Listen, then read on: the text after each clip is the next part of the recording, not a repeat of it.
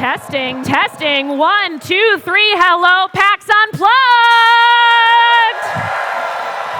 Hi, everybody.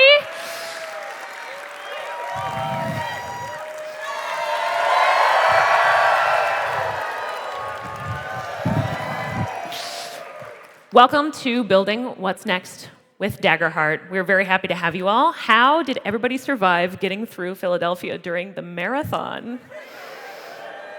We are so excited to have you here, especially it being very early. So thank you for coming out. We've got a lot to get through. But first, I would like to welcome you to day 186 of Daggerheart being alive.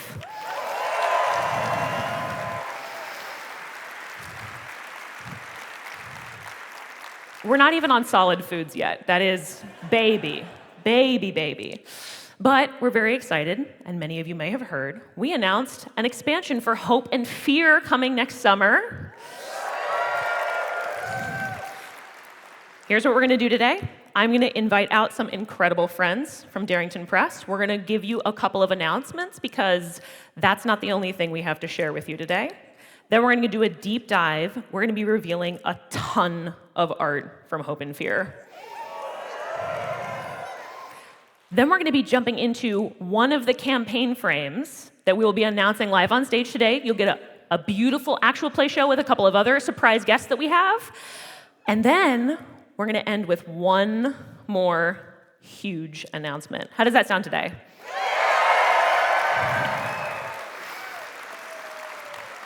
How many of you were at our live show for Gen Con this year?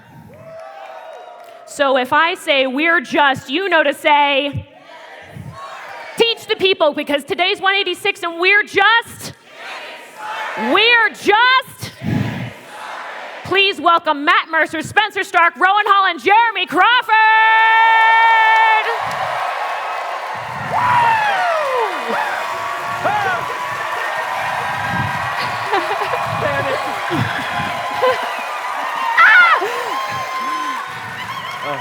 Oh, hi. Hi. Hi, friends! Hi! Woo! Oh my God! Look at. I know. There's like It goes patches all the way over there, and it goes all the way over there. There's like patches of light, and we can see like some of you. So. Oh no, Everything people. We have some announcements that we're going to get through today. And we're going to hop it back and forth. We've got a couple of things that we're really excited to share. The first one of which is a roundup for the class PAX, which was a Kickstarter that we had. I'm very excited. That is going to be a long-term home in retail. Yeah. But we experimented with a crowdfunding, and it went so well. So for everybody who participated, thank you so much. Inevitably, that is going to be a thing that we can uplift small, friendly local game stores with. Yeah. And I'm really excited to have that coming next summer. So thanks for everybody who participated in Thank Class PAX. Thank you, friends. I'm going to wander over this way because I feel like everyone over here is... hi. Rowan, would you like to take... Would you take the next one to these lovely people over here? Only to you. So, Legends of Evantris. You know, our wonderful, amazing friends, Dust and Damnation, the mini-series, their take on the Weird West of Daggerheart, Colossus of the Drylands. So last week they wrapped up on that campaign. You can watch it on the VODs. They did an amazing job, and we're so lucky to have them, and we highly recommend that you check out their show. Please keep watching. Please keep enjoying. We're so lucky to have them as partners, and I am quietly campaigning that they keep playing Colossus of the Drylands. And if you all want to help me, I would really appreciate it. Yeah, their run was spectacular. Matt, would you like to take the next one? We have an info for Viva La Dirt League. Indeed. Some of you folks might have heard of a channel called the Viva La Dirt League. Wonderful friends, they've recently announced they're jumping into a Daggerheart. That's the new name of the project. H-O-R-T. Daggerheart.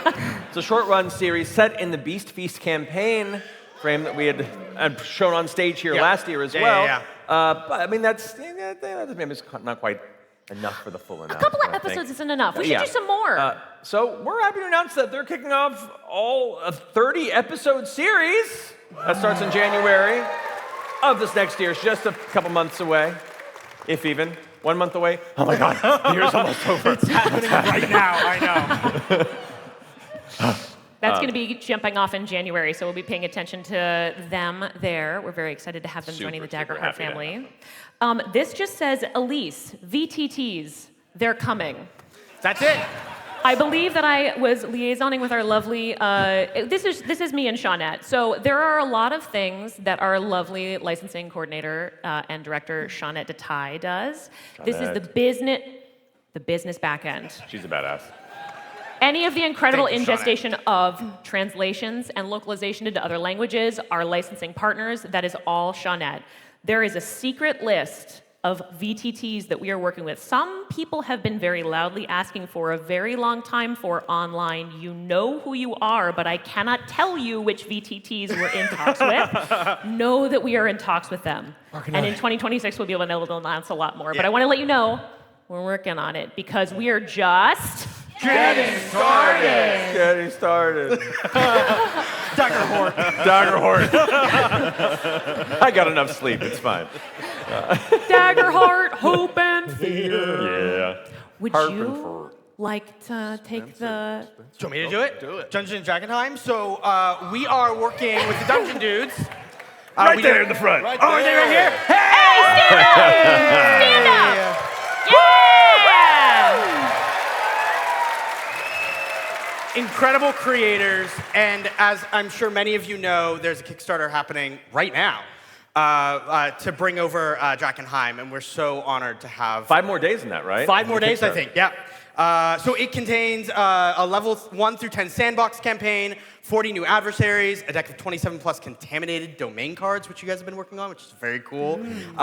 Some urban locations, and then just a whole bunch of stuff for you to go play in. So if you haven't checked it out, go check out the Kickstarter campaign. Thanks, guys. It's really Appreciate cool. you.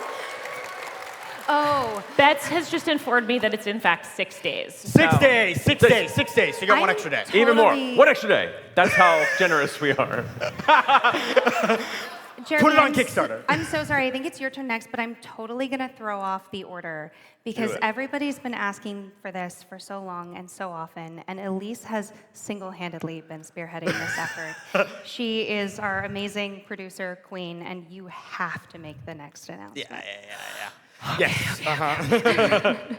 So there are some game tools, foundational, needed, important, 185 today. But we're very excited. Coming next year, we're going to be launching a standalone GM screen with fear trackers. Thank God.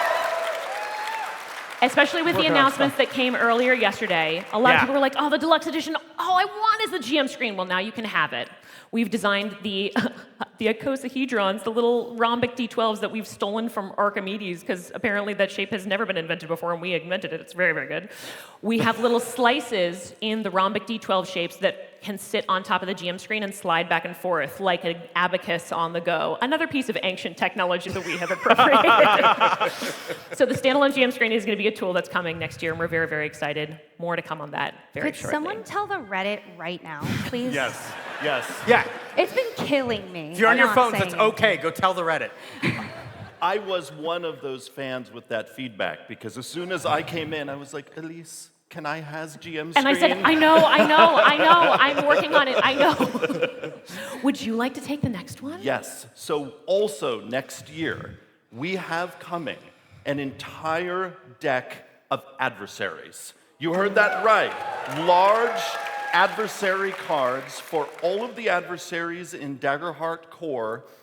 All of the ones that have art in the core book, that art's going to appear on the cards. All of the ones that don't have art in the book will have brand new art on their cards.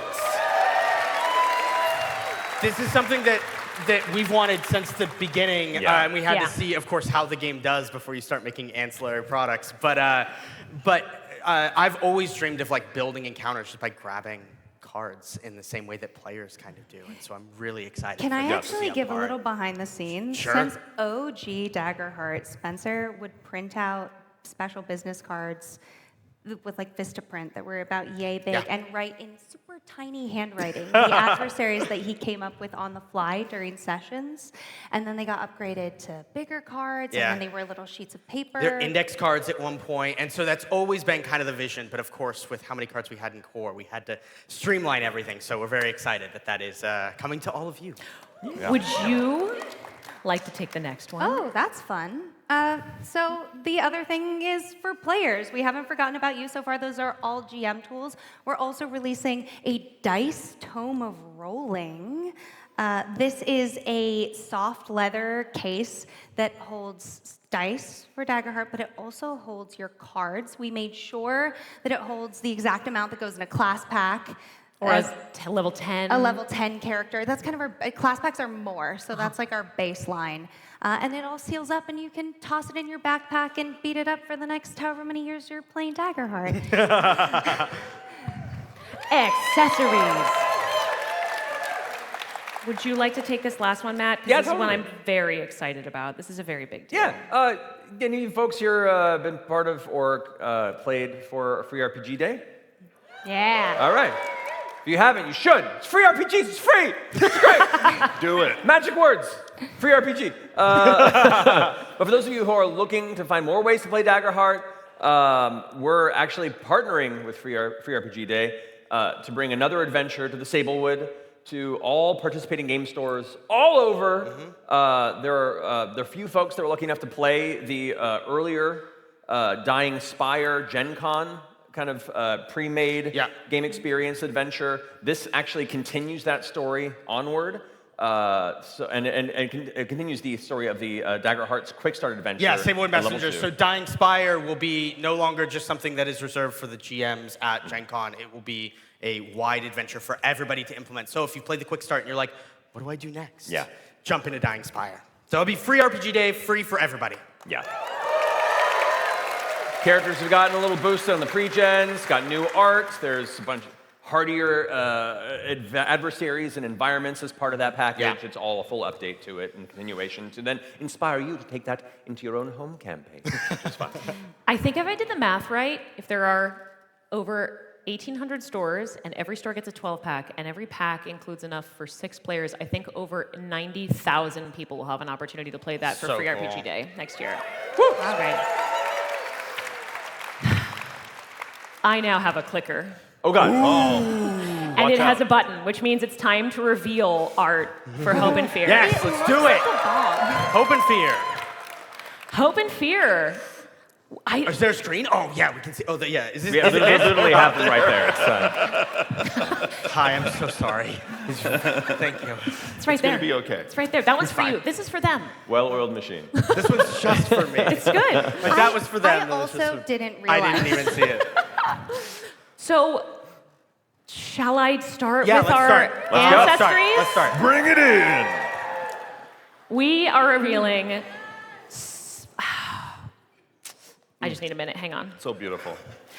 We are revealing our lovely ancestries for this. We have Rowan. We have an Aetheris. No, this is a. Oh, God. So these that's are a just going to scroll in the Skykin. background. They're just going to scroll in the background. It's right in front of me. So she was a Skykin. She's an Emberkin. Everyone, why is She's she my your favorite? That's my, She is canonically If the you best. ever wanted fire hair, that's your girl. What else we got in there? We got an Earthkin. I love him. I We want gotta to get be made advice of from stone. him. A Tidekin. Well, I love the butterfly. This is I my know. favorite. I Like, know. that's all I want. I want to just be him. That's our Tidekin. He's trouble. Yeah. I don't know what you're talking about. Let's keep this slide up for a Yeah. long There's our theory. And that's our Aetheris. Look at that. The equal and opposite of Infernus, the hot demon problem versus the hot angel problem. That's very true. And a gnome. Sweet gnome boy. What a lad. What a lad. We also have a bunch of new communities for Daggerheart. Yeah. Gorgeous. I know. Run us through, Spencer, what are the ones we have fully in here? I don't know. So something, I mean, we've kind of said this before, but like we've been workshopping names and mechanics and all that kind of stuff for so long. We were kind of talking about this where it's like, I don't even know what they're called anymore or what they do. I have to look just as much as you do, but I'm going to make my way through them. So we have the Frostborn on the top left. We have the Freeborn, we have Warborn, we have Hearthborn, which is my baby. I just want to live in that Yeah, piece Shire, of art. like- I have that as my background on my phone. That's all I want to live in. Duneborn, and then we have Reborn, which is something, if you've been on the Void, that you've seen. But it's sort of our first community that breaks the rules, Yeah. which is very fun. Before we jump to the Sure. next, the Hearthborn, if you look really, really close, over on the left-hand side underneath the windmill, there's this big critter that's pulling You a see it? cart. And he's kind of like a mix between a goat and a pig. And so cute. he's just also a good little guy. And our brilliant artist who drew that pitched that being in there and sent us a sketch of this big pig creature just like loving on their human. And we have never said yes to something so quickly. And we have since asked for the adventure of this little guy, the story of this little guy. This entire community is only about this one little pig creature, as far as I'm concerned. So if you do ever play Hearthborn, please include this pigrum in your campaign. He's eating his own basket of apples. He's just a good boy. Look at it. Him's a good boy. We You then can also include him have, in the Warborn if you really want to be mean about it. Oh yeah. We also have our transformation cards. Now, okay, we did this math the other day. So multiplying all of the ancestries by all of the communities, by all of the transformations, by all of the subclass means that there are now 56,000 character options in Daggerheart. Yeah. That's a lot of character And, options. and for those of you who did not get to experience these transformations in the Void, Oh, yeah. these pair with the existing ancestries. So if you want to be a vampire halfling, a vampire clank, a vampire A werewolf fungrel, ribbit. Don't leave them hanging. exactly. These all pair with all of the ancestries. Yeah. And also, I mean, they don't take up. Correct reaction Yes, to her. correct. Yes. This side is the correct side. This side, this side's just. Yeah, great. I was gonna say they also don't take up a class spot either. So you could be a werewolf. Ribbit rogue. Rogue, right? So they pair along that. So we're expanding what you can do in And Daggerheart. hear me out, if you play with any of these transformations, you can only have one transformation at a time. This is homebrew. I'm the game designer, so I guess you can do it. If your character dies, talk to your GM. Be like, I want to come back as a reanimated. Great, come back as a reanimated. Drive it like a stolen car. Die again. Come back as a Come ghost. back as a ghost. Yep.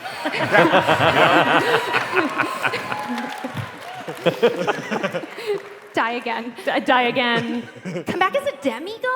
Yes. Yes. I love that. Who then Very- becomes a vampire. And then becomes a werewolf. Yes. All of them together. We also have some subclasses. Yeah. Do you want to talk classes? Sure, I can do that. So we've had them in the Void for a while. We've been testing them with the community. Thank you so much for your feedback, for those of you who've taken them for a spin. But we do have our 4 new classes, which is the Warlock and the Witch, which both share the new Dread domain, which is fully explored in this. And then we have the Brawler and the Assassin, which are their own flavor of awesome, each with their own 2 unique subclasses. You got Pugilist's flavor, full-on barroom brawler. You have your classic kind of trained martial artist character. Yeah. There they are. There That's they the are. martial artists. Really, really fun class options. I'm a big fan of the Brawler, personally. Yeah. Yes, correct. But Correct. these are so fun, very unique flavors, and a lot of customization options there. And of course, along with the 2 classes, the Witch and the Warlock, we have the Dread domain. Yes. The Dread domain. This is your baby. You were working on this. This is my Hey, Matt, I started with your favorite one. Did you? Yes, I did. Yeah. So yeah, playing with the concept of dread. You know, each one of these domains has its own strong theme, and building around that. So working with the team and everyone kind of expanding, playing it, having fun with it. The concept of manipulation of stress, manipulation of fear and rolling with fear becoming a benefit to you, and kind of toying with those facets of it are really, really fun. So it's added a whole wonderful, unique plethora of flavors to the Daggerheart player experience. And Oh, yeah, I love that the- guy. I love the Whatever. art so much. Yes. I want Yes, look him right in the eyes. My All boy. 7 of them. My Look him son. right in the eyes.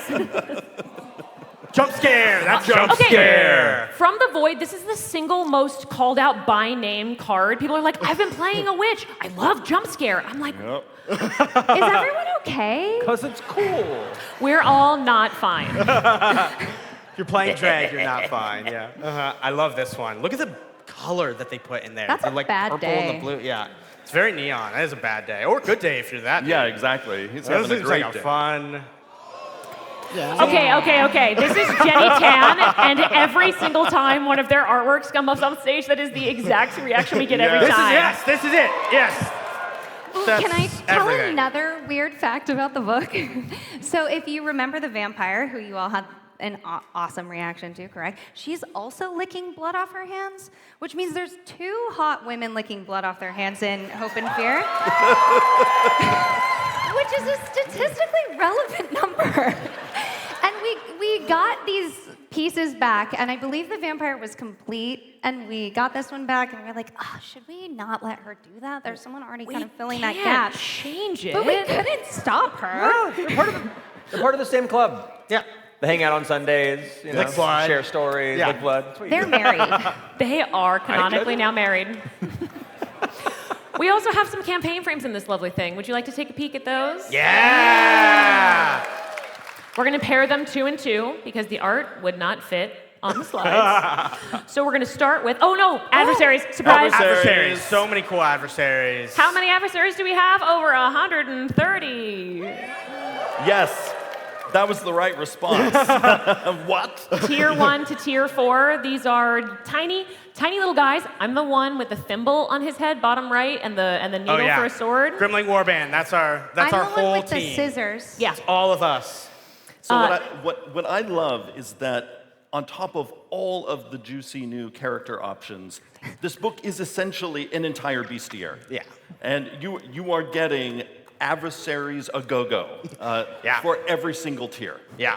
And also environments. We have a bunch of new environments as well, which I'm really excited for. Including a masquerade ball. Correct. Yes. Good. We made it for you in particular, random citizen. But there's a lot here. And again, in any of these illustrations shown today, this has been our one-hit wonder. Nope, that's the exact opposite. Oh, I'll hit it first on the same time every time. Sean Ellis, who's been our incredible art director. I feel like we all concepted the adversary deck just to continue to have Sean do art for forever. Yeah. Yes. Which is incredible. Sean's the best. Now, Is it now? we have campaign frames. Jeremy. We have one that Chris Perkins and Jeremy Crawford might have worked on. Would you like to Yeah, introduce? you talking about that one? Yes. So Chris and I had the honor of contributing one of the 4 campaign frames in this book. And you can see on the right side an image from it, which is Reign of the Were-Dragon. And this is going to be a campaign frame that is all about diving into a dark fairy tale. And it really is helping, as the other 3 campaign frames in this book do, really show just how expansive Daggerheart is. It can include so many different genres of heroic fantasy play, now including dark fantasy in a fairy tale way where you are going to be under the shadow of this dragon's wings wherever you go in this dark kingdom. Yeah. So cool. And then the other one we have. Yeah. Yes, thank you. We're so excited. And actually, we talked about it in the interview, so can I talk about it here? One of the things that we did that, when we read it. So we really wanted to create a collaborative way for players to be involved in building a big bad. So there's sort of one big bad evil guy. It's the Were-Dragon Queen in this in particular. And so one of the things that we were always kind of facing in these kinds of campaigns was like, how do we make players care about this? And so in this campaign, during your session 0, you're going to collaboratively be building what this big bad is like together in sort of a prompt mini game. And then once you all have built her together, then you're going to go into your characters and play. And so, yeah, go ahead. Rowan, what was the inspiration for that? Yeah. So, Darrington Press is so lucky to be able to publish For the Queen by Alex Roberts, which is... If you haven't played it, it's an incredible game. Spencer and I have said loudly and often that it is the best TTRPG ever written, period, full stop. And it was very much inspired by For the Queen. So as you create this character together, you get to decide what she looks like, her personality, who she's having affairs with. And we are so excited. It was our absolute honor to take what inspired us from For the Queen and bring it to Daggerheart. It has long been a journey of Spencer's and mine, and Jeremy and Chris getting in the trenches with us was just above and beyond. Yeah, so cool. Anyway, if you haven't played For the Queen, go check it out, and then come play it in Reign of the White Dragon. Second, we have Journey to Horizon. Journey to Horizon is the one on the left. Ooh, is everybody okay? Are you okay? Yeah? Okay. Thumbs up from the crew. Thank you, crew. Thank you, crew. Journey to Horizon is a very classic fantasy kind of campaign frame. If you've played Witherwild or read Witherwild in the core book, you know that that one is kind of like bread and butter fantasy in core. We wanted to do something that was also bread and butter fantasy in Hope and Fear, but Witherwild is a complexity 1. Very simple, easy to get into. I wanted something that was a complexity 4, but was classic. And so what we did is we took the thing that so many people have been asking for, which is travel, journey, and we made a campaign frame that teaches you how to run a unique style hex crawl in Daggerheart. So most hex crawls are very OSR. We have a little bit of inspiration from that, very old school kind of play. We've taken what we love from that and built out what we think is a really cool way to be able to do long-term travel in the game. So you have a 30 to 40 session sort of planned out big map where you are emerging after 1,000 years in a sanctuary, sort of Fallout style. Emerging after 1,000 years inside the sanctuary, you have an old map of what this place used to be. And then as you emerge, you are then moving across this landscape and mapping out what this new land is. Somebody on the Reddit this morning was like, oh man, we're going to have to wait another whole year for a Wes March's campaign surprise. It's right here. Anyway, I'm very excited for this one. This one was a big swing, and we got lots of collaborators on it. So it has been a huge undertaking. As those of you who have played those kinds of games know, it's striking the balance between the narrative forward play and sort of the hex crawl, hex map style play was something that was a big challenge, and I'm really excited for you to see what we do. And that's only half of them. We got 2 more. Oh, please. One of the things I love about this campaign frame is it really highlights that every campaign frame is not only a place where you can, of course, do a campaign, but it is also a toy box out of which you can pull tech to use for other campaigns. Yeah, so totally. The hex crawl experience here, if you want to pair it with another campaign frame, with a world of your own design, you can do it. Oh, take the tech. So you're saying put a Colossus in Horizon? Exactly.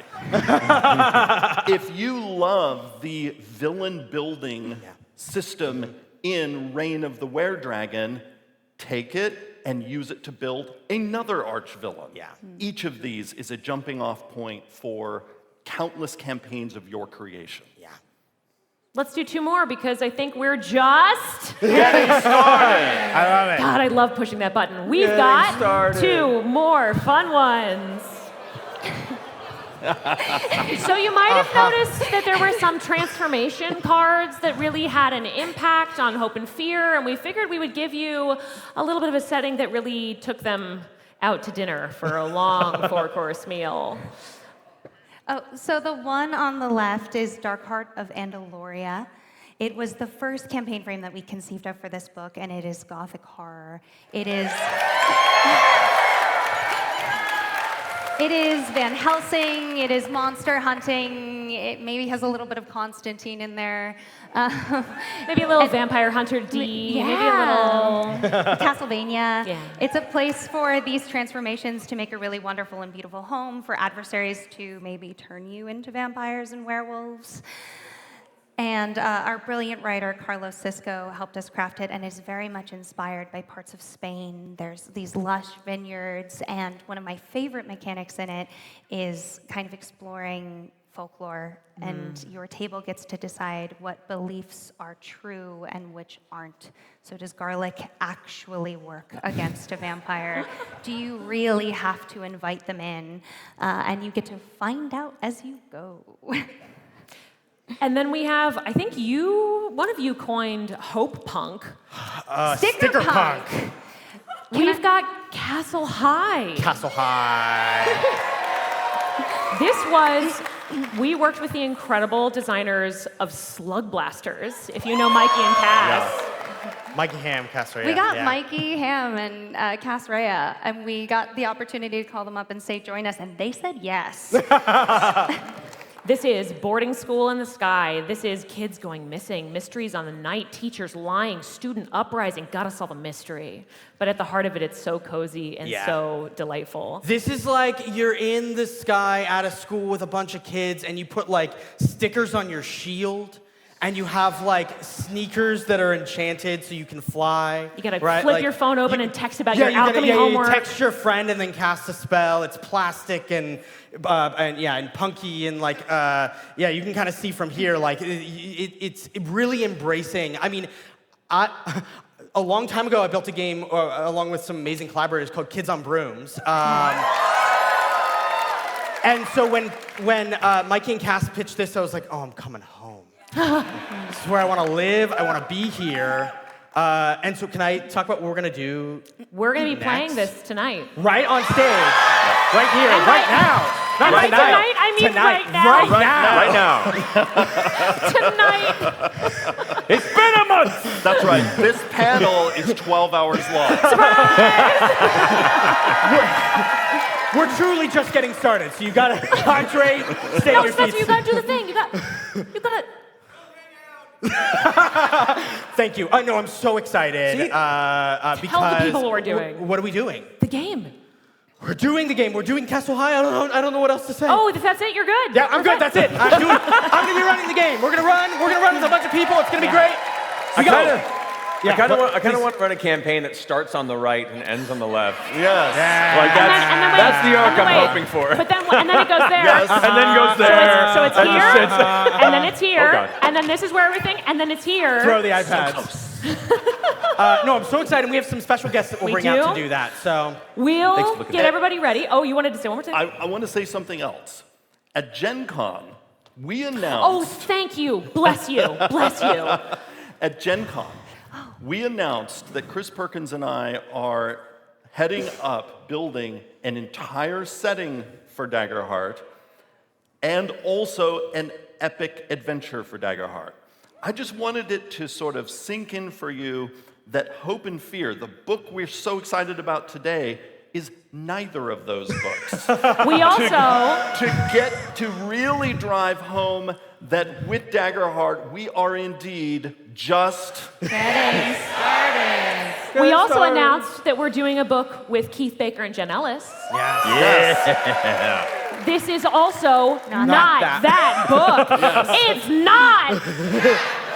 God, they're so good. This is incredible. It's not as broadly applicable. Too much It's power. not, but if you put your arm up like this and you've said it once before, they're so smart and so pretty. Especially these guys over here. Especially this section. So we're gonna play some Should we do it? tabletop games. Yeah, let's do it. We have one more announcement, but it's so good that we're saving it for the end. So we're gonna play a little game. Yeah. And then we're gonna do one last big reveal. Yeah. So we're gonna invite out some more players. if you would please give a warm hand to Pointy Hat and Lexi McQueen.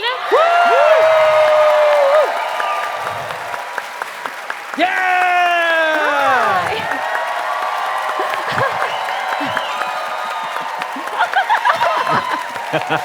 We'll let you guys get set up. Let's do it. Come on. Oh my gosh. Say it again. I'll sit with you. Nice. Sure. Go for it. I'm gonna go get my stuff. I'll be right back. Oh, I get it for you. You got it? Okay, thank you. I don't have any of my things. I was too excited. I came out and didn't have anything. Oh, Hold on, thank you so much. I gotta get ready here. We're doing this right.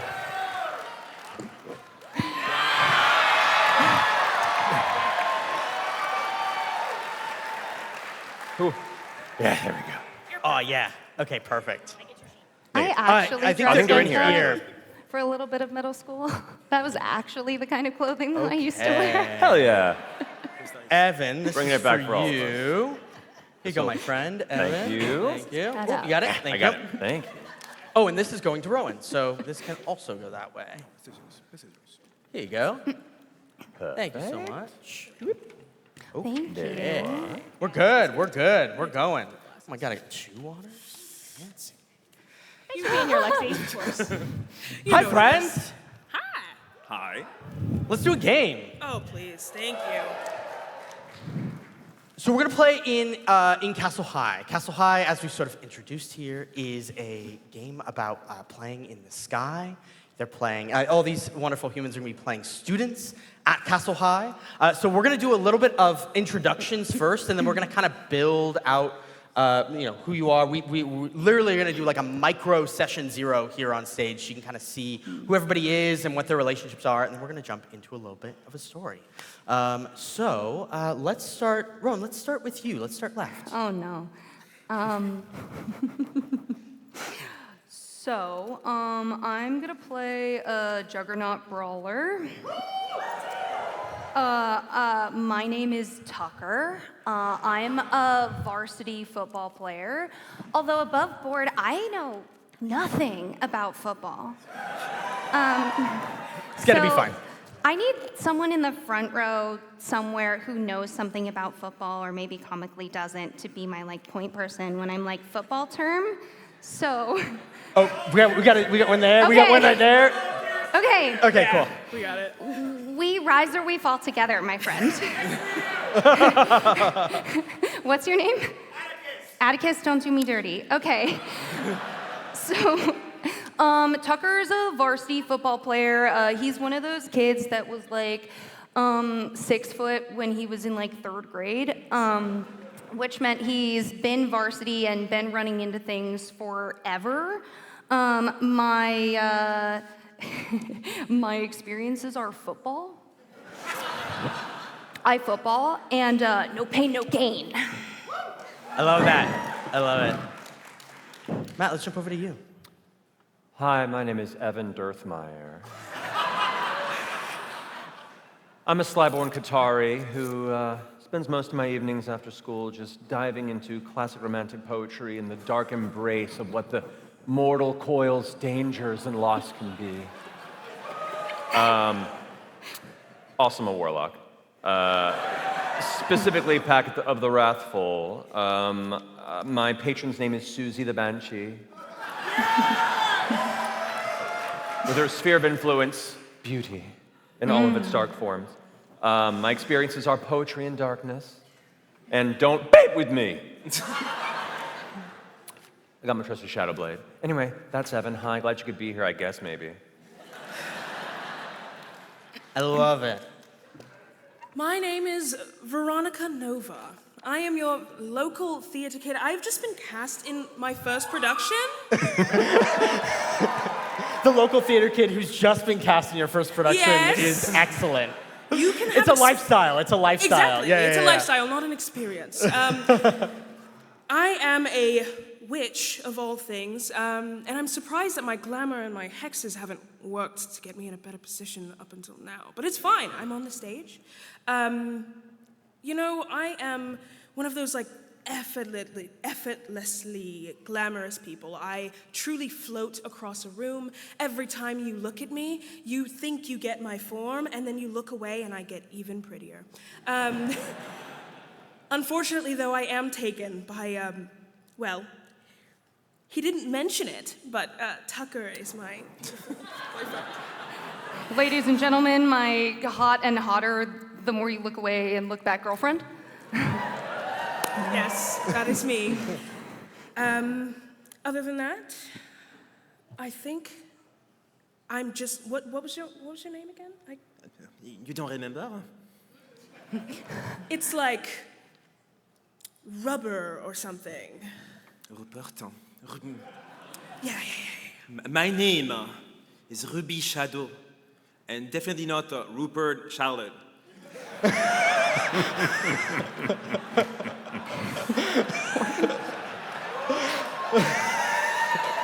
I am an homme assassin of the Poisoners Guild, which means I am in the lab a lot. That's what I call the Poisoners Guild. The comings and goings of the general populace of the school do not bother me. I am above them.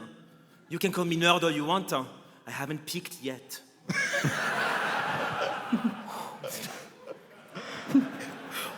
Incredible. So in Castle High, one of the really cool things is that you are sorted into towers. And so there are lots of towers that you can be in. And you all have found yourself in Stern Tower, which is a pretty strict tower. One of the cool things actually above board for you to know is that when you're making characters and when you are doing your session 0, you choose which tower you want to be in. And depending on what tower you choose, that's the kind of gameplay that you're looking for. So in Stern Tower, in specific, all of you have ended up in a place where the rules are pretty strict and the key is pretty, or the like seals are pretty tight on the doors, and so you don't really get the chance to go out and explore unless you choose to sneak out. Oh, I hate it here. Which is exactly what has happened here. We actually don't start on the school. We open on a sky island, that is called the Happy Land Coaster Park. So here's the cool thing about the Happy Land Coaster Park. It used to be awesome, like 20 years ago. But operating establishments in the sky, it's very costly, very hard. Also, there's like weird weather, and so things rust very quickly. And it very quickly went by the wayside and has since become abandoned. So we get sort of the shot of the Happy Land Coaster Park sign at the front entrance. And the P has been sort of like, the part of it has been erased so that the first letter, the P, the like curve of the P has been colored in, and then the K has been crossed out and made into a T. So now it says Happy Land Coaster Fart. And then there's like graffiti written all over it. And we hear this like strange rumbling. As that happens, we cut to a couple different shots of the inside of this place. There's a coaster that's kind of caught at the top precipice of a ride, hanging sort of in the balance, not quite falling left, not quite falling right. We also see a massive Ferris wheel that has found itself tilted just a little bit to the left. What you all know here is that you are searching for somebody who went missing from your school. Their name is Riley Averill. Riley? Riley Averill. And the last thing that you all know is that they said they were coming here. Now, the way that Castle High works is that everybody is put inside of the tower, everybody's put into groups. And the 4 of you and Riley were put in a group during orientation week. And then Riley vanished.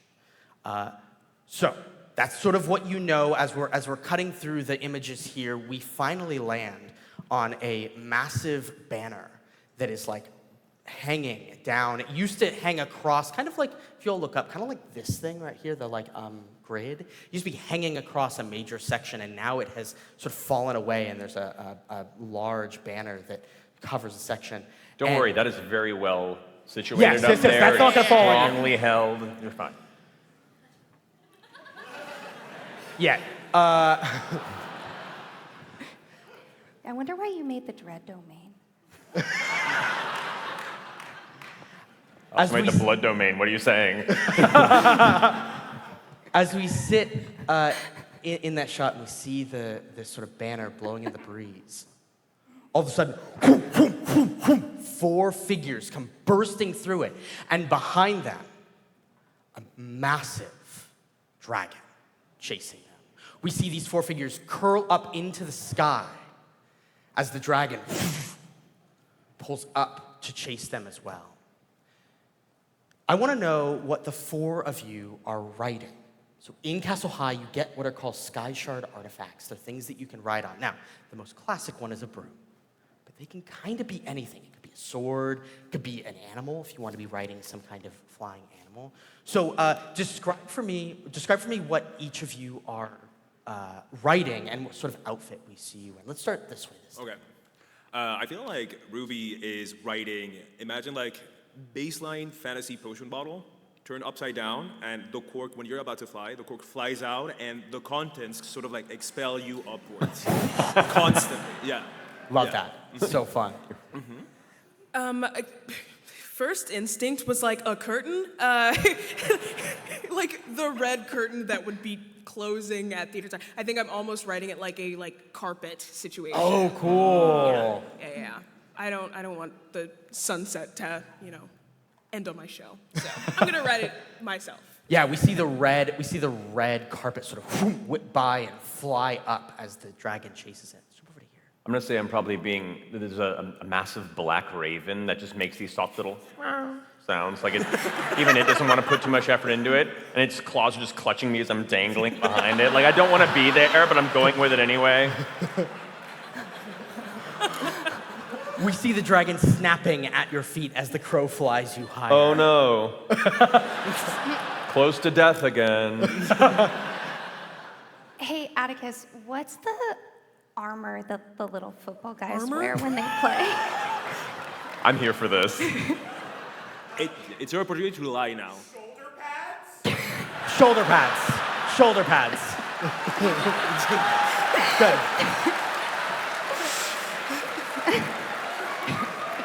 We can call them epaulets if you want.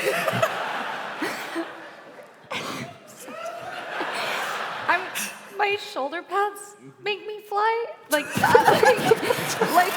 yeah, they have little wing things, but I'm flying when a football guy runs like this and they have the football here and they do this. Yeah. No. Stiff arm? Yeah? I'm flying like that. Purest form of role play. Yes. Yeah. Stepping into the shoes of someone a little different than me. I just picked the character that was me at heart. We see the 4 of you on your various Sky Shard artifacts bursting up into the sky. We see, I think, sort of like the Heisman pose from this one first, going up, and then the 3 of you following your last here dangling as the dragon sort of nips at you and gets closer and closer. The 3 of you see that Evan here is dangerously close to being bitten. What do you all want to do? I think I just kind of look down. I think over the edges of this unfurling cloth, I will look down, see the dragon barely catch you, and I'll say, no, that won't do. And I'm going to use my voice of dread. Oh, yeah, okay. Speak directly into the ears. I will get close as I need to. I don't care about the danger. I can torment them with my words. Yeah. So I think I'm just gonna start like going down. I think I'm like, you wouldn't have lasted one day on this stage. You're so lucky I'm here. And I will try Is that to Evan or the dragon? I'm assuming to Evan, but. Oh, it's absolutely it's to the dragon. Oh, but I'm okay, like- great. Sure. The dragon is absolutely my theater teacher that I'm like really mad about. You're just projecting. Yeah, projecting for sure. You had a dragon theater teacher back in the day, and it was, yeah. It's rough. It's rough. They're so pompous. Yeah. It's annoying. You can't get anything. So you're making a spellcast roll. Great. Absolutely. Go ahead and make that. Okay, 10 with hope. 12 with hope. 12 with hope. Okay. Take your hope. Yes. No, I think at 12 in this instance to spellcast to get in their head, they would be very good at like if you were to try and stab them. But in this instance, they're not so good at. They're focused on eating. So go ahead and give me what you say here and read out the card for me just so I know what happens. Absolutely. You can magically speak into the ears of a creature you can see to torment them with your words. Make a spellcast roll against them. On a success, they mark a stress and become temporarily vulnerable. Amazing. So what do you say here that makes them vulnerable? Your scales are so flaky, and honestly, my friend here, I just shut your ears. It's fine. I'm just going to talk about it. They wouldn't taste very good. You will not like it. Goth is very hard to process for dragons. We see the dragon sort of twist at this speech in its head, and as it starts to writhe, you see that it, for a moment, is distracted. You're sort of zipping around its head as this is happening, and it sort of looks up at you, and you can't quite tell if it's because of what you said or because you're just like annoying it, sort of like a gnat. But it is now looking at you all over, sort of trying to figure out where you are, and has let you get away just a little bit. What you see from the front here, from high up in this vantage point, is you see that there is a cave that looks as though. Do you guys know the oh God, what ride is it in Disneyland where like there's the giant whale that you can go through the mouth of? Is it that mountain one that's gonna kill you? Pinocchio. That's Monstro from the... Atticus. It's it's like It's a shoulder little kid's pads. ride. It's shoulder pads ride. Yeah. So the cave has kind of been built like that, where it like clearly was man-made, and it says, see a real dragon inside. This thing has clearly escaped from here while you all were in the park and is pursuing you. And as you see that there's like a sort of gate that has been stuck or like has been lodged up on that cave that could potentially be brought down to lock this thing back inside. So that's what you get from up there with a success with hope. So this thing is vulnerable and it's looking around, but it's still after all of you. So what would you like to do here in this moment? I want to punch the dragon. You want to punch the dragon? Okay. Come on, Tucker, you can do it. Amazing. Go ahead and describe for me what you do and what role you're gonna make. Yeah, I'm gonna use my def maneuvers. I get to mark a stress to sprint anywhere within far range. can fly. I'm gonna fly. Great, yeah. And then if I end that movement within melee range of an adversary, a dragon's face, then I just get to make an attack roll with a +1 bonus. Amazing. Let's make that roll. And I'm gonna spend a hope to use football. Yeah. Good, 'Cause good, that's good. my Yeah, team. football. Thank you, Atticus. I Yeah, football. love when he does this. This is so beautiful. Watch. I bet you do. Can you guys see that? Wait, there's cameras? What? We can't. Don't. Okay, I'm turning this over. We got cameras, y'all. Wow, that's really that's humbling. That's 5, 6, 7, 8, 9, 10. 10 with fear. Oh, great. But I definitely do it big for sure. You do it big for sure. Here's the thing. It's a dragon.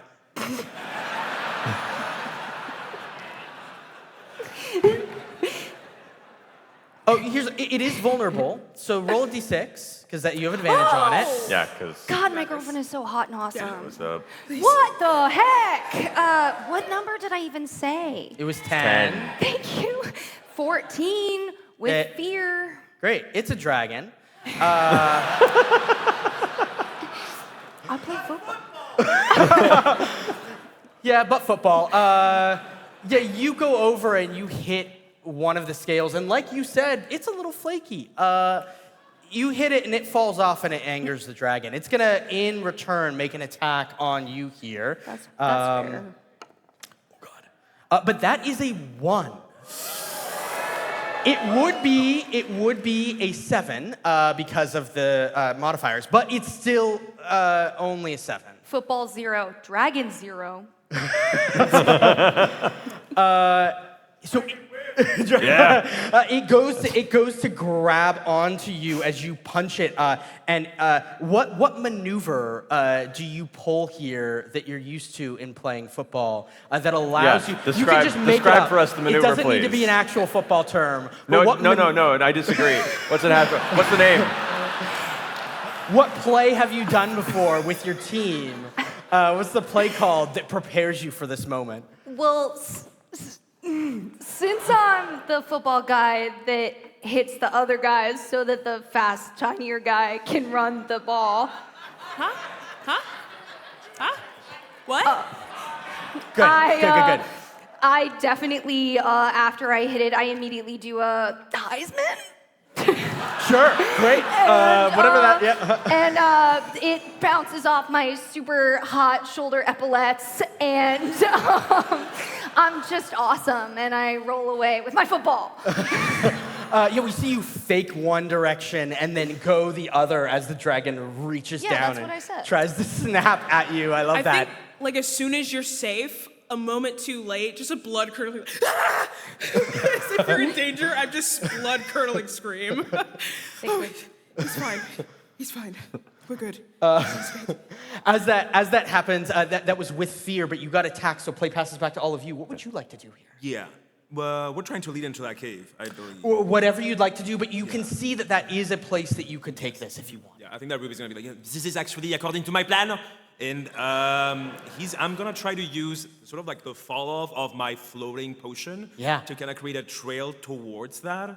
I would like to use my Poisoner's Guild ability to create a Gorgon Roost potion. Okay. And sort of lead like with that sort of like added like reduction in difficulty, see if I can like try to guide it. So what you would do with the Poisoner's Guild, the Gorgon Root thing, is you would make an attack, and if you hit it, then it will reduce how much damage it has. But we'll also say, flavoring-wise here, it will draw the attention to you so that you can bring it in what direction you want. So that sounds great. So you're going to fly down and try and poke this thing. Well, how do you administer your poison? So I think that like this is a sort of like, once again, I'm so sorry for saying this 7 times because it's about to, but Invader Zim situation, I think that he produces some sort of concoction from, I'm gonna say cargo pants. Okay, love it. Yeah, good. Fantasy cargo pants. Fantasy cargo pants. Yeah, it's right next to the fantasy shoulder pads. He sort of opens apart, drops it into the flying machine, and that actually changes the potion. That's how I'm trying to deliver it. I love it. Let's do it. Solid? Yeah. Yeah, let's make a roll. So I'm gonna do the Twisted Dagger, so I guess like that's also in effect. Okay, so that is a 13, no, a little bit more, a 15 with fear. 15 with fear. Great. Yeah. I'll take the fear. That's right? Yes. So it's going to work. You're going to roll your damage here. Okay. But you're also going to draw its ire. So go ahead and make your damage roll here. Oh, it's a 1, but I reroll once because I'm an assassin. You do. Nice. It's a 7, that's a 1. I thought it was a 1. It's a 7 plus 1 plus 2, I believe. Yes. I have a cheat sheet. Yes. So a 7 plus 1, 8 plus 2, 10. 10 points of damage. 10. Yeah.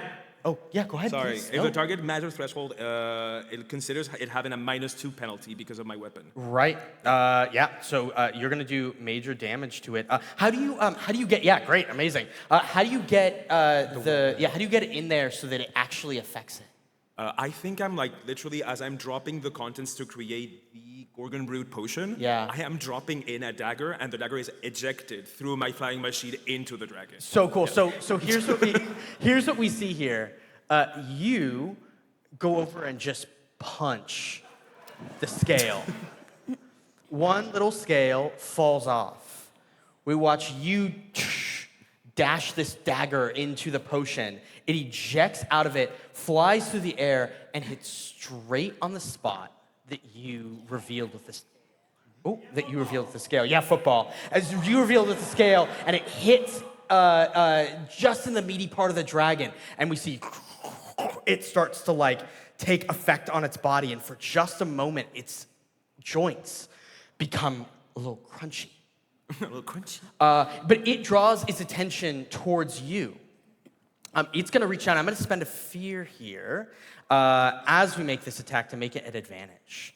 So it's going to jump down at you, and that's going to be a 16 to hit. That hits a little bit. Great. First blood. Great. And we're going to do a... There it is. You got very lucky. I rolled a 2 on a d20. That's going to be 12, 15 points of physical damage. Close range? What did you say? Am I in very close range of my friend? Yeah, because you two were right there. I mean, how far away did you shoot this thing from? So close to Evan. No, it's so close to Tucker, actually. What's the range on your weapon? No, it's melee. Yeah, so you had to be right there to do that. So you two are very close in this instance as it's like bearing down on you having been hit. Are you going to jump in with... Yeah, that's my teammate, and I am your shield, and so I'm going to mark a stress, and when my guy Ruby would take damage, instead I take the damage. Yeah, what's this maneuver called? Oh no, Mercer. How'd you guess? Oh yeah, I tackle that dragon. Yeah. Good. Yeah. There you go. Bring it home. Bring it home. Yeah. That was all me. We see you hit hit your friend, sort of tackle your friend as you move them out of the way of the dragon, but the dragon does come down onto you, doing 15 points of damage. It catches you. I think it catches you by the leg and like flings you up. So you get thrown up into the sky. We see your shoulder pads fighting to keep you stable. Just like Skyrim, like physics engine. Exactly. Just gets thrown across. We see the remnants of those old theme park, or actually not old. I mean, they're old in this instance, but they're not old normally. They're like the slingshot. Rides. Yeah. We see a slingshot ride in the foreground as we watch you get slingshotted across in the background. And as that happens, we cut back over to you. We see that you're actually holding a bundle under your arm here. And as you sort of watch this happen, we see it unfold. It is a pink sweatshirt that says Castle High on the front. This is Riley's sweatshirt that you found near the Ferris wheel when all of these attacks happened. I think in this chaos, after I watched Tucker go flying and Ruby's kind of knocked out of the way, Veronica, you're kind of preparing yourself there. The dragon's perspective as it finishes tossing Tucker, this like slow raven descends in front as I just kind of drag in front of it, kind of clutching the bundle, and I look up in the dragon in the face and just go, hey, I know it's hard. Being stuck in the darkness behind the bars for so long, I know the pain and the suffering. It kind of tilts its head at you and goes, but I know who did this to you. And now that you're free, I know how you can exact your vengeance. Groundskeeper Daryl. He's the one that called for you to be locked away. He's the one that put you in there, and he lives right over in that peak. I'm going to try and convince the dragon to redirect its ire. Yeah. Amazing. Groundskeeper Daryl is the worst. By the way, just for a sec, Groundskeeper Daryl, I have no idea. I'm totally lying out of my ass. Yeah. I love that. I just don't like Groundskeeper Daryl. He is the worst. Yeah. You don't know if he's actually the one that did it, but he is the worst. He is the worst. Go ahead and make a presence roll here. All right. I will spend a favor, and I'll beseech the great banshee Susie in my head as I say this to be like, please connect us to the power of dark beauty of suffering that we've both encountered. What does Susie look like for you? Susie is this glorious white spectral entity that comes to me in my darkest of dreams and sings me to sleep where the dreams end and there's nothing but oblivion awaiting me. A beautiful pale white woman with dark eyeshadow that stretches across the brow. And she's got like a couple cool people that just kind of hang out with her. Does she have like So good. does she have like dark tears? Oh, yeah, absolutely. Yeah. From crying and laughing. Everything makes her cry.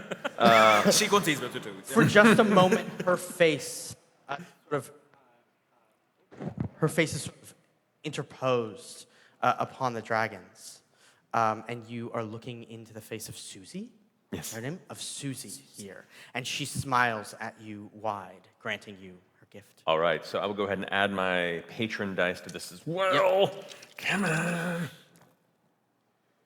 Nice. I mean, I'll take that. That's going to be a 21, 23, 29 with hope. With hope, a 29 with hope. Take it. Wow. You think it hits?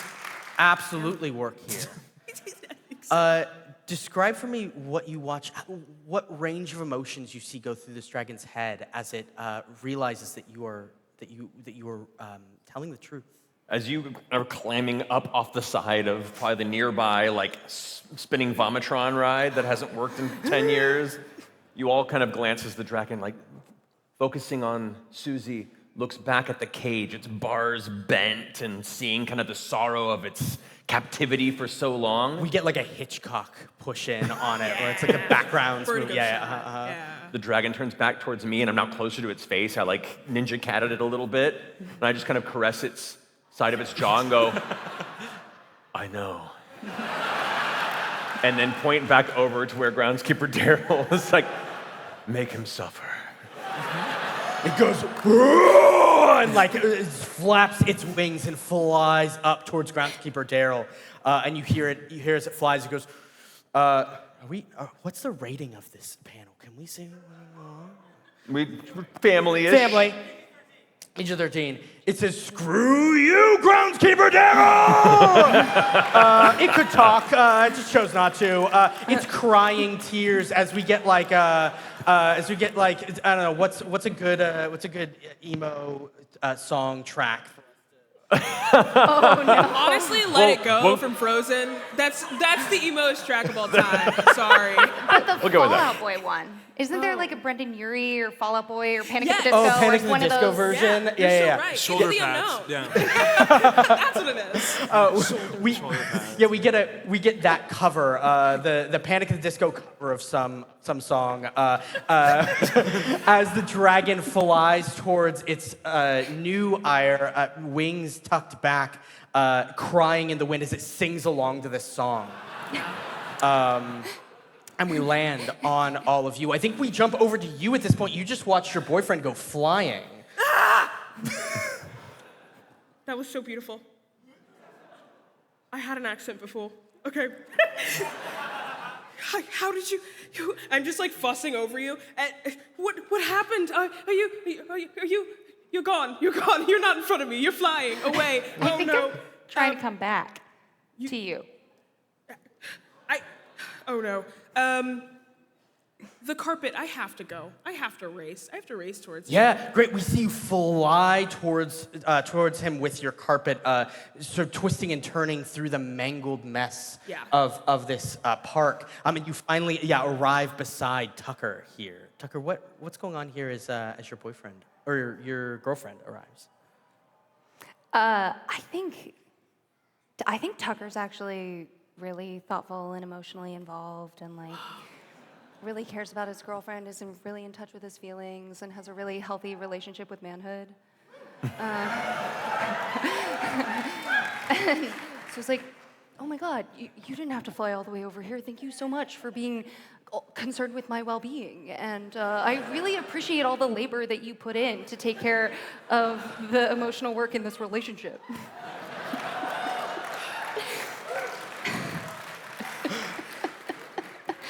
Her little heels. She'll just like move towards you.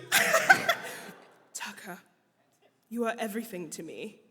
And honestly, it's a lot to fly. It's a lot to fly. I'm glad that I was able to fly to you. Are you okay? That was a dragon. Oh, yeah, I'm totally good, man. I mean, our rival team, the snakes, totally hit me harder than that, like, all the time. That was just a dragon. Let's go fly back and check on everyone else. While they're having this conversation, I'm kind of gliding over next to you, Ruby, and I'm like, there's something so beautiful about the knowledge that both of them one day will die and not have each other anymore. My potion keeps puttering away. Really hard to maintain the somber tone in that. And like, It cannot come soon enough. But, like, while we're... Dégoûtant. But, like, while we're flying back, I just want to talk to you. Like, I don't have to be your everything, you know? Like, you're a totally, fully embodied person. Yeah. No. Like, I'm fully my own person. I can do whatever I want. Hey, friends. Yeah. Produce the bundle. Riley, like, by the way, I know we just got chased by that dragon, but, like, we haven't actually had a moment to take a look at this and see if there's any sign where she might be. Unravel it in the ground. Yeah, as you lay it on the ground, it looks a little bit tattered, though that's not unexpected for Riley. Riley was a little bit adventurous and would go out on their own. And as you're sort of placing it on the ground here, there's like a front pocket, like the sort of kangaroo pocket, or not kangaroo, but what is that? You mean in a hoodie? Yeah, in like a hoodie. Shoulder pouch? Pouch, yeah, the pouch. Shoulder There's a front pouch. Shoulder pads, you know. Yeah. And as you sort of pull, sort of flatten the sweatshirt, you see that there's a little like edge of a piece of paper that is tucked into the pocket.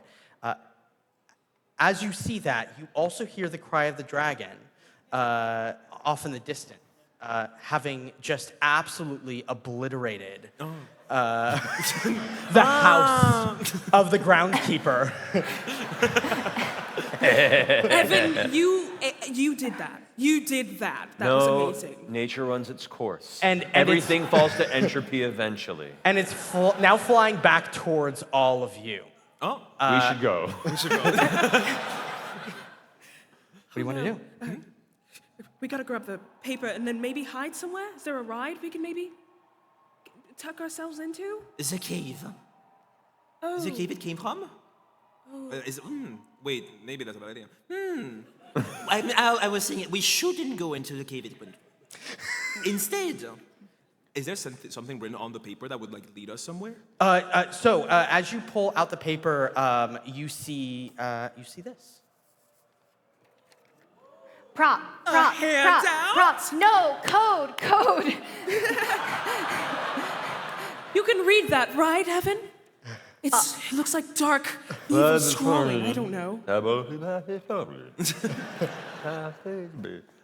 Fluent. I don't...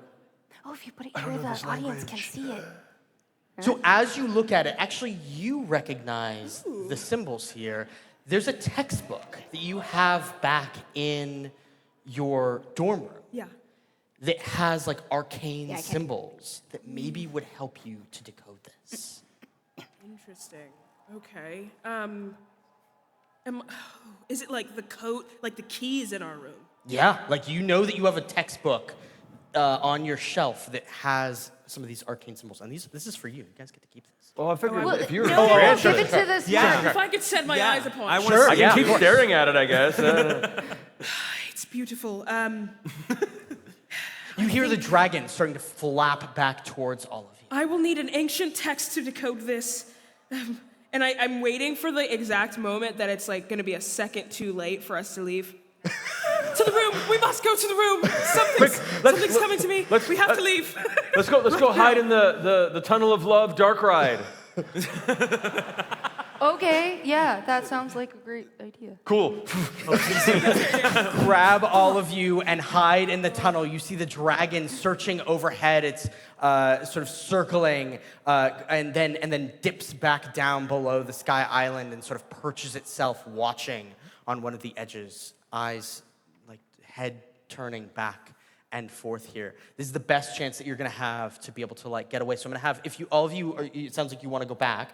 Yeah. So in order to do that, we're gonna make a group roll to get back to Castle High. So who wants to lead that? It'll be an agility roll. I only have a +1. Did you say? Agility roll? A charity roll? Agility? Oh, agility. Oh. Who wants to lead that?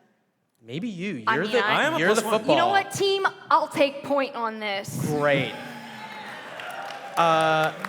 So as the dragon is kind of watching to see where you all might have gone, it turns right. And I'm going to have you all make a group roll, which means that I'm going to have the three of you sort of describe what it is that you're doing to help here or to help get away, and then you're going to roll at the end. So let's start with you. What are you doing here to help?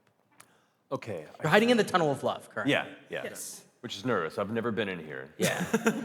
And now that I'm here, like, I'm like, I know we're being chased, but also I've never been in here. But in that chaos, kind of glancing out through the light, I'm trying to remember where your place is, and I'm going to ask the Raven to be like, hey, at the very least, let's fall behind Tucker and use your bird eyes to try and keep us focused. And so I'm going to be kind of like guiding the Raven best I can to give us the shortest path there. Love that. Go ahead and make a roll. This is a group rule, so we don't... It's a reaction roll, Yeah, so... so I meet 11. 11, okay. 11's okay. As you're sort of doing this and you're prepping, you see that there's a mirror that you walk by. It's been sort of shattered, and it's dingy. But it has two outlines. It sort of has a head and shoulders on one side and a head and shoulders on the other. And as you're like talking to the Raven and you like turn, you catch yourself in the mirror. And your body is sort of sitting in the outline of one of the heads and shoulders. And then there's nobody in the outline of the heads and shoulders on the other side. I want you to take us back to the moment that you first went out on a limb and tried to like tell somebody that you had a crush on them. What was that moment like? All right. It was about a year ago.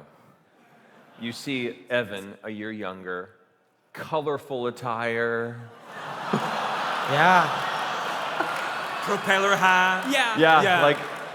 Like beautiful blonde curls on his Big lollipop. Balloons in one his hand. guitar hat. And is just excitedly getting to school and looks over and gets a glance at Simon, who's this, really, really confident, kind of valedictorian type in class. We kind of grew up in similar classes, and finally, I think I don't know, I'll say my birthday was that week. Yeah. So good. I got an extra spring in my step and just went and asked Simon if maybe we'd go get like a meal or something, maybe at a malt shop. That's what the kids do, right? Yeah, malt shop. So there's a diner. There's a diner called Cloud9 Diner. So you could have asked about that. And he said he actually already had plans because Janine asked him out, and that's the day that darkness entered my heart. He's like, oh, yeah, Janine and I are going after class. You could totally come with the two of us if you wanted. No, I'm fine, Simon. Oh. Ouch. All right, bro, good to see you. Punches you on the shoulder. And there I am staring back at that mirror. Still beautiful, though, the pain. We jump over to you. What are you doing to help here? Oh no, I think I'm gonna try to use my glamour. I think this is something, I'm coming into these powers, and I use them quite a lot to help myself as I walk around. But I think somewhere deep in my mind, I believe I can use it to help you. I think that there is truly, I'm wearing like mostly golden gear. My skin is like dark and there's like lava cracks, molten lava underneath. And And I think I'm going to try to make myself seem like the stone of the cave we're in, and then also extend that to each of us. So it's like, I'm trying to make us camo, basically. Actually, I'm gonna give us all camo outfits. I'm gonna give us all camo outfits, so we can't be seen. And that's a theater kid logic right there. Oh. That's theater kid logic. Pull your trunk out of your like thing, and it has all of your like costumes from some play that you were in. I have to carry this because Riley's missing, and we'll just drop the trunk and give each of you hopefully camouflage. So as you open that trunk, we see that there are a bunch of costumes laid out from shows that you've done. There's a number of them that you sort of prepared for this instance, but then there's one that you always keep in that trunk, and that was from a show where you were cast, and then never actually had the chance to go on stage. You were removed, or somebody recast you during the rehearsal process.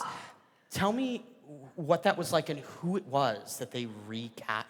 Who was the person who ended up being cast instead? I've waited my entire life to play Annie. Great. Yeah.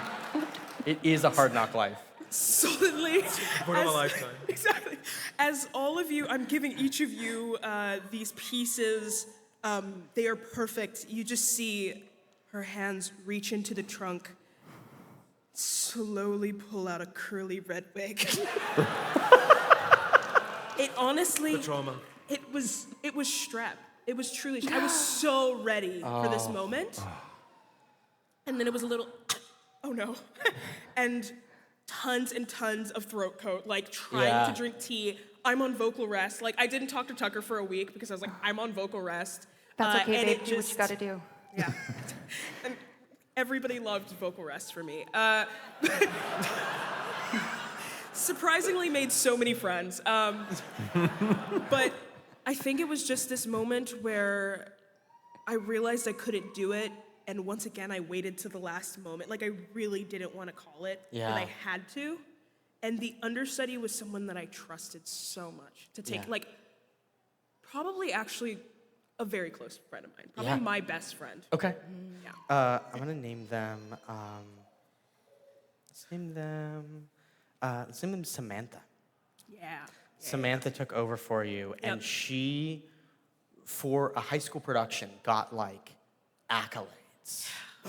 Everybody was like, "This is the role that she was born to play," and she is very thankful to you for giving her the chance to go on. But there's a little bit of like, she now gets all of the roles in the plays. That was like her kickstart, right? Yes. For all of those roles. So that sort of formed this like tension, unspoken tension between the two of you. And every show she buys me flowers. I usually, like, we would buy each other flowers for our productions. Yeah. That production, I didn't get her flowers.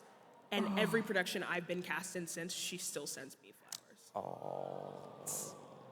You see the banner on the Tunnel of Love falls away to see the Tunnel of Bad Feelings. The renovation wasn't finished yet.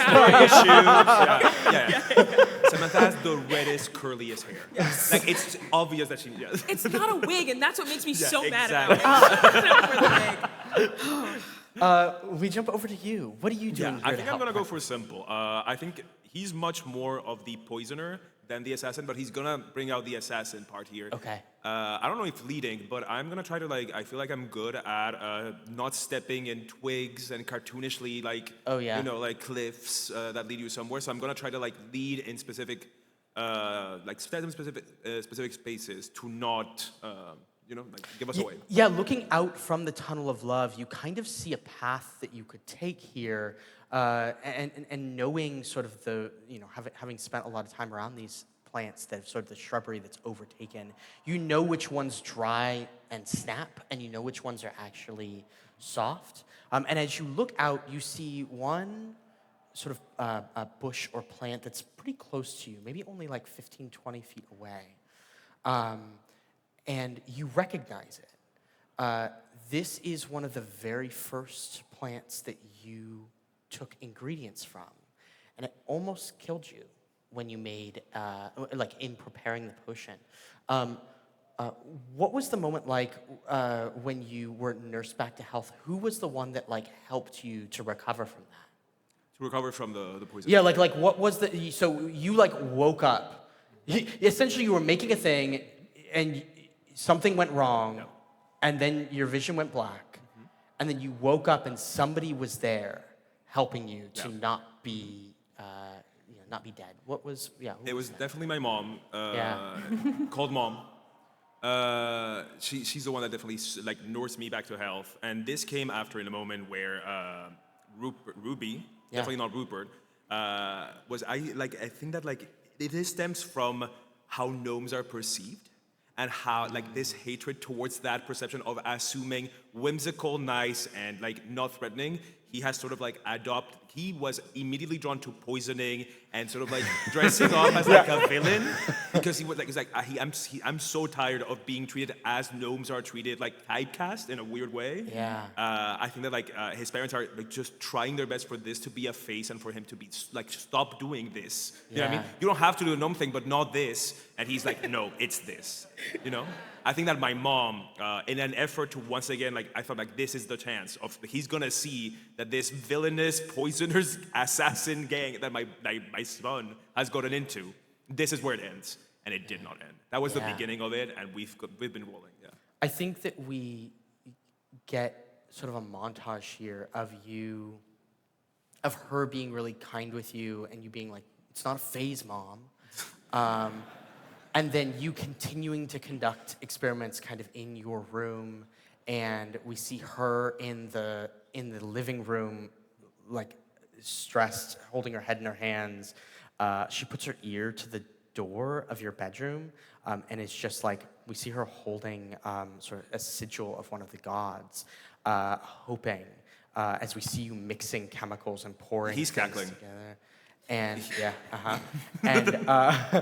and then we see her filling out an application to basically have Castle High like come and bring you, like filling out the application for the boarding school. And then one day you find the note, the like letter from them saying that they will be picking you up and taking you to the school. And as you're sort of, we see you with your trunk and a couple of people that are escorting you to a roost that will be taking you up to Castle High. She is sitting there crying on the couch and won't even look at you. And we see you now looking out of the tunnel here upon the land, seeing this plant that sort of started all of this turmoil with your mom. And we just sit with you for a moment. And then we cut back over to you, Tucker.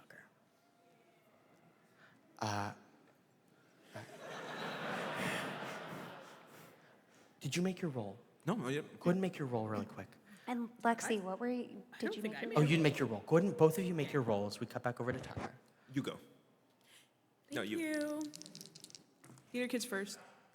Okay.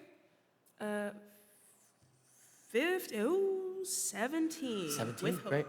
great. It's a reaction roll, so no yeah, need for yeah, the hope, so 17. Yes. 11 with hope. Do I add? Is this finesse, for example? It would. I think it would be for you. Yeah, you're like prepping to do stuff. It might actually be here. You're scoping out a path. It's probably instinct. Got it. Sorry. Instinct is Instinct, probably okay. what it is. Yeah, it is that. It is 9, 10, 11. 11. Yeah. 11. There we go. Amazing. So 11, 17. Yours was 10. 10. All you needed was a 10. So you get a +3 on this roll. As you are preparing to do this, I want you to give me the sort of frame up for us the moment that you were going out for the first tryouts that you did for football, knowing that you were going to have to put your all into it in order to make sure that you got to play on the team with your friends? Well, so I was trying to get into Castle High because I actually have this secret dream of becoming a wizard. And like kind of all I want actually is to like study and like be able to heal people, and my family can't afford to send me here, so I knew that if I got on the varsity team that I'd be able to come to Castle High, but since I've been here, they put me on the brawler track, and I just play football, and I don't even get to take Splendor or Codex classes at all. And so I remember in my tryouts, even though everyone was like, oh yeah, we're thinking sports thoughts, I was actually like, oh my God, like if I get into Castle High, like the books are gonna be so good and I'll like get way better at being able to read, and like maybe I'll like meet some cool people and we'll be able to have like a study group or something. As we land on that moment with you, we pull back to here, and we see the landscape before you, and we see the team behind you as you're getting to lead not the football team, but this team of sort of found family, magical people, people that you might one day be able to tell that you wanted to be a wizard if you make it out of here. Go ahead and make your roll. I'm gonna spend a hope and add my experience football because Good. at the very least I want to use these skills to protect the people that I love. +3. +3. Oh, they're in here. And They were there, they were and you'll there. have advantage because the dragon is still vulnerable. So roll your d6. That's my girlfriend. Wow. 7, 10, 15 with fear. 15 with fear. I'll take the fear. It's fine. We're fine. Yeah. It's going to be okay. So, 15 with fear. You all at once, on your mark, fly out of the cave. For a moment, you think you've made it scot-free. You dip and dive through all of these sort of contraptions that have been left behind, through the 5-story hall of mirrors, like what is that called? Where there's all the funky mirrors, The Hall of funhouse. Mirrors. Through the funhouse, up and through the Ferris wheel. You dive back down, and you see the dragon is looking right as you go left, and then looking left as you go right, and then. As you make your way to the outskirts of this place, you see the groundskeeper standing, looking at his house. I need everybody here to mark a stress. Yeah, that's fair. And he goes, "Dag nabbit, not again!"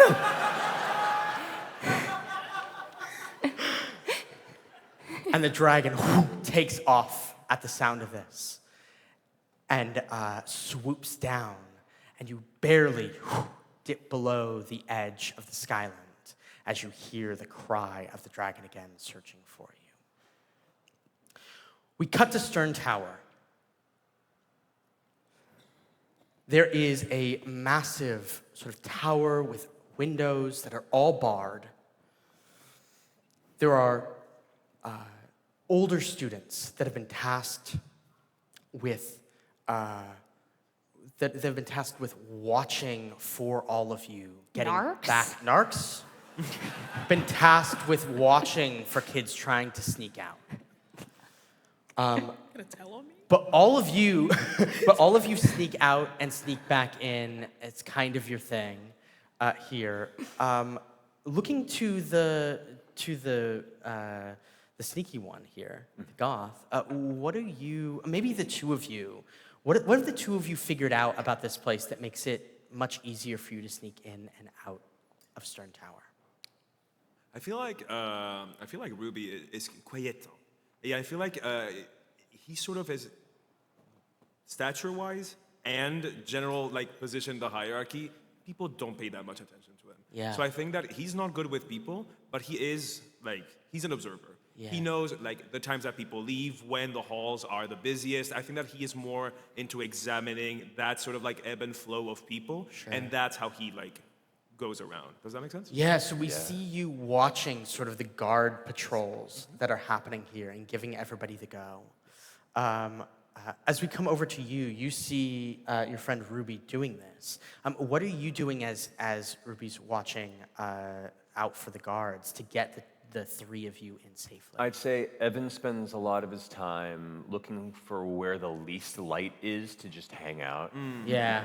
And so he knows the spaces where like the sconces and light sources are the dimmest and the easiest to just not be noticed by the other kids because I'm too cool for them. So I'm like, okay, so if we're doing the timing thing on this. In 3 minutes, Yeah. that weirdo comes over here, passes here, and leaves. We have to wait till then. Okay, yeah. Right between the two vending machines, there's like no light at all, and there's a little pathway back there that goes behind the teacher's little hangout area. There's absolutely no light there. So I think if that's a pretty good path, the timing's right. I love that. I'm going to have you make a roll for me here as you guide everybody towards this spot. What do you think you would use here? What trait do you think you'd use? I think for this, I'd probably go with knowledge, since I'm recalling this information from my previous experience, even though it's not one of my high traits. Go ahead and take advantage, because you guys do this all the time. Okay. I will also spend a hope to use my poetry and darkness experience. Oh, yeah, very good. There it Excellent. So it's not only am I showing you where these places are, but I'm also like, if you notice, the rain has stained the edges here, and it looks like the actual stonework is weeping. Evan has now talked to Ruby for more than like 3 sentences in a row, so Ruby is like this is catching him off guard. Am I rolling too? Oh, no, you're good. You're good. You're good. We're going to just do this one roll. All right, that is a 19 with beer. Oh, amazing. Okay, so you all, with the help of these two, are able to make it back inside of your dorm room. You all kind of share there's like a common room that you all have together, and then your own dorms sort of sprocket off of that. And as you all make it back into the dorm safely, coming into the barred windows, knowing how to magically unlock it, sneaking into the hallway, knowing where to put your backs against the wall, there's there's a ghost that moves by you as you all are Steve. hiding. Hi, Steve. Steve goes, shh. Oh, he keeps moving. It's a very quiet ghost, as in the ghost likes it quiet. You all pull up on one of the floor panels, and there's a staircase that goes down into where your dorm room is, where your common room is. And as you all descend into there, on the roll with fear, you see Dean Lesher, who is the dean of your tower, who is sitting by the fire, having a heart-to-heart conversation with Simon.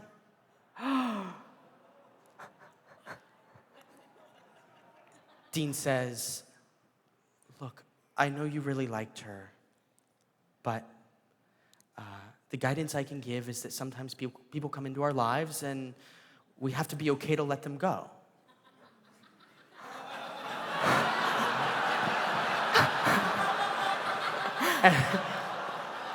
And No, I need this pain. and It's everything I am now. Simon goes, but she left me for Damien, and Damien's so much cooler, and I don't know, I'm so depressed.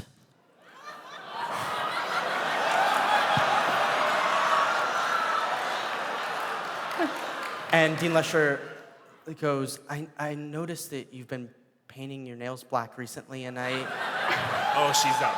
look, Down, down. I love the free expression, and I think you should do whatever it is that you want to do. But I was just concerned from the change, since I know normally they're painted yellow, and that's something that we look out for here as part of my job. So I just want to make sure everything is okay. And Simon goes, yeah, I'm really just like, I think I just really got to look for a rebound. Evan just leaves. Evan is overwhelmed. I'm gonna mark a stress intentionally. Good. Keep it honest. I'm gonna say that stress is me using my umbral veil ability. Good. So I summon all the shadow around me to encase me in darkness, and I find a corner somewhere to go, oh no. And as that happens, Dean Lester goes, you know what, it's probably best for me to leave you. It's getting late. But thank you so much for being open and honest with me, Simon. And I just want to say I hope that you really do find the person that's right for you here at Castle High. And then starts walking up the stairs towards where all of you are. What would you all like to do? You are so You in encased there. yourself in shadow and left us. We just see you in the corner in Sorry. darkness. But the three of you are not encased in darkness. What would you like to do? I already started trying to figure out the route, like this code. That was so exciting. I'll just be big in front of my friends. Yeah, okay. Yes. As Dean Lesher approaches, he walks up the stairs, sees you in front of your friends, and goes, oh, Tucker, what are you doing out of bed? It's so late. You know that you're not. Do you have a hall pass? So sorry, Dean Lesher. I just, I heard that Simon broke up with his girlfriend, and I just know that, I guess it's I shouldn't really tell you this, important for, but she broke up bros with to him. be there for each other. Okay, well, it's, really important for positive male relationships for, bros to be there for one another. And so I just wanted to, show up.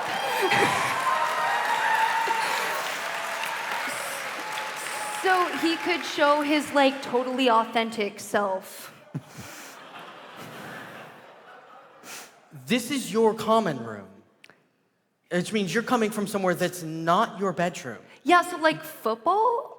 I need you to make a presence roll for me here.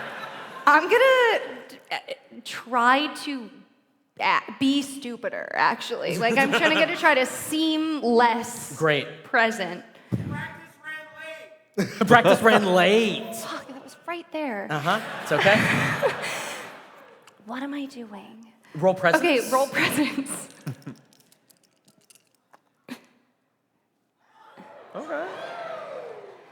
Okay. 15 with hope. Great, take your hope. That is a success with hope. So, practice ran late. I'm so sorry that I'm showing up for my good buddy, after the clock. He looks at you, then he looks at the two of you. With that 15 with hope, he goes, and you two were there for... I have the quickest change. Please, hurry. I'm just going to barrel past and act as if I am quickly trying to get back to my show. Dean Lesher says, all of you need to get to bed. Hey, you got a big game coming up. And lots of people are counting on you, Tucker. So I know that you're practicing late, but I need you in the future to really think about whether it's better to put more time in now and get less sleep, or to actually take care of your body, take care of your mind, and get some rest. Thanks, man. That's actually a really thoughtful and nuanced approach to this pep talk. I think Matt needed to hear that. Yes, I row in mark distress, for sure. I actually gain a hope. As that happens, you see a kid go running past in the hallway down further from you, maybe 20 feet or so, streaking with a magic sort of blurred out section on their crotch. And they go, Castle High! And they go streaking through the hallway, and Lester goes, no, God! Damien! Damien. So cool. This is cool. Goes running past, and you see who was the one that they were dating? Was it Danielle? Janine. Janine? Janine falls back, just sort of shaking her head and laughing as Lesher passes all of them by. Passes all of you by, and all of you are able to move into the common room. Simon is sitting there, sort of head in his hands, sees all of you and sort of gets worried, but then realizes that there's nothing to be ashamed of and sort of writes up and gives all of you a nod. Are you entering with them? I think I have somehow just appeared in the chamber in the far corner, just curled up, staring forward. I don't know if anyone's noticed my presence. I'm just full-on creeper lurking in the shadow. Oh, you're up in the hallway, so you have kind of that like you have a staircase that goes down. So if you want to stay up and the three of them can enter first. No. You know, I'm just there. He's Inexplicably. Just there. Got it. Okay. So we see down. the three of you walk down, and then we see Simon sort of looking at the corner of the room, sort of gets startled, and goes, "Guys, I think there's a ghost in the corner of the room." Hello? It just appeared. I don't know. It came out of nowhere. Hello? And sort of looks at the darkness. We move through the darkness and just see your eyes sitting there, arms crossed, a little Qatari... Little sweat bead. Qatari ear flickers. What do the three of you want to do? Or four of you, I guess, if you want to do anything. Well, I want to get them together. You focus on that. We have to figure out the code. Oh, right. I'm already on it. Sorry. Riley is missing. Sorry. That'd make a good game. I do think that should happen. I have to Yeah, get the okay. textbook. Let me see. Yes. I think the three-letter words are the, and so from there I've worked backwards using the most common letter E. I would like You to have the book. As Am you I push right? by and go into your room, you have the book there with the translation. I already know the answer, but I will give you some time to figure it out. You know I love a little theater. We see the two of you huddling up together over this book as you're working on the code. And then we find the two of you left in the common room with Simon. Lexi, did you just muscle your way through that code? That's so cool. You're so cool. Computer science bachelor's degree, everyone. It'll get you places. So you're in the corner and no one can see you. Well, it's like a black mass over in the corner. You feel my presence. So stupid.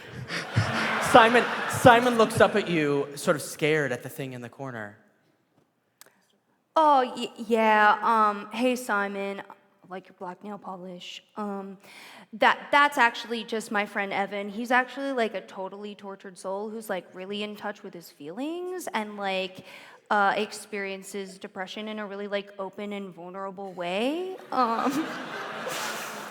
And so like actually I know you're going through like a hard time, so I'm just gonna leave you two here because I think that you'd be really good at like vibing on this. And I'm gonna pull out of my pocket a Monster energy drink and start chugging a stamina potion. It's actually like a tiny monster that you kind of like crack open. Yeah, it's like one of those themed popcorn buckets, but like as a drink.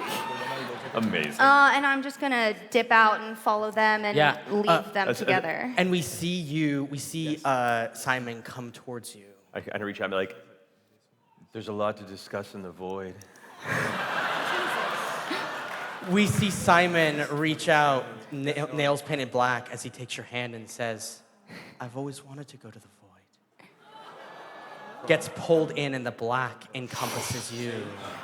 As that happens, we see these two poring over a book. This is very engaging. Translating an ancient tome. We pull out of the window here as we see the narcs flying around watching for other students. One of them, we see another student sort of going to come out of their window, and one of them like waves their wand and gets slammed back into the window, and they go, "It's late! Don't do this again!" And we see a griffin fly past. And then we finally land on a figure that's watching, silhouetted, high up above the school from the darkness, all in silhouette, black robes flowing. They snap their fingers, and everything goes to black. And that's where we're going to stop today's session. Thank you, friends.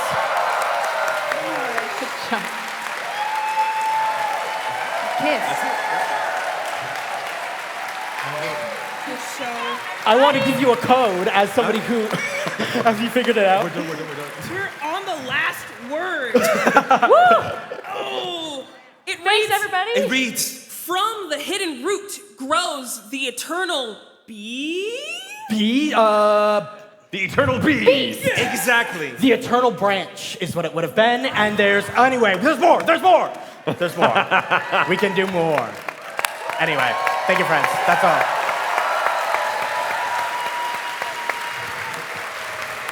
Would you all very quickly tell us who you are and where you're going to be this weekend? I'm so sorry, I didn't hear it. Who you are and where you're going to be this weekend. Starting with When you. did you find me this weekend? I'm so sorry. That's all good. It's hard to hear up here. I am here right now. Your mic is on your table. Sorry, I am here right now, but you can find me tonight at 7 p.m. I am DMing live for the very first time. It is the room over. My name. No, I'm kidding. Pointy hat. Yeah. My name is Lexi McQueen, otherwise known as Black Girl Mage. You can find me, I'm about to run to the Winged Tavern and judge a card sleeving competition for Magic, so pull up. And then tomorrow I'm gonna be next door in, the next door theater playing The Quiet Year. Amazing. I know you gotta go. And I do Yeah, have to yeah, go. go for it. Run, we got you.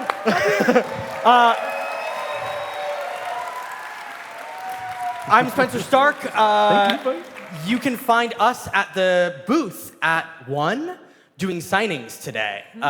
So that will be us. I'll also be At 3? At 3. at 3 for them. I'll also At times a weird soup. I'll be playing tonight in Acquisitions Inc. Yeah! Super proud, super excited to come join these fun folks for a fun story. Yeah. And then I'm going to kick you two off. I'm going to keep you because we have one more announcement to make very quickly. Oh, yes. We're out of time. Goodbye. Can I have Jeremy Crawford come back out on stage?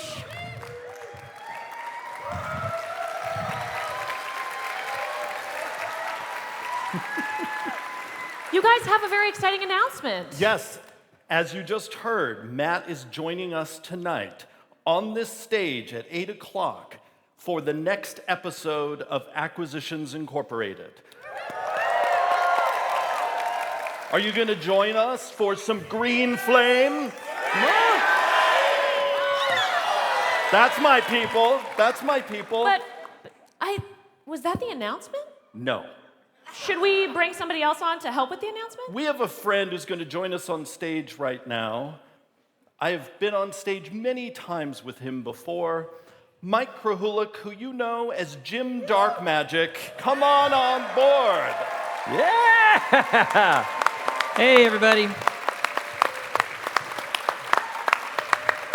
So tonight, we don't just have the amazing Matt Mercer on stage with us.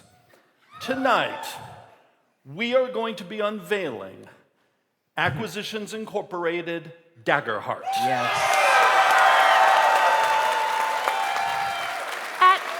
At just this PAX?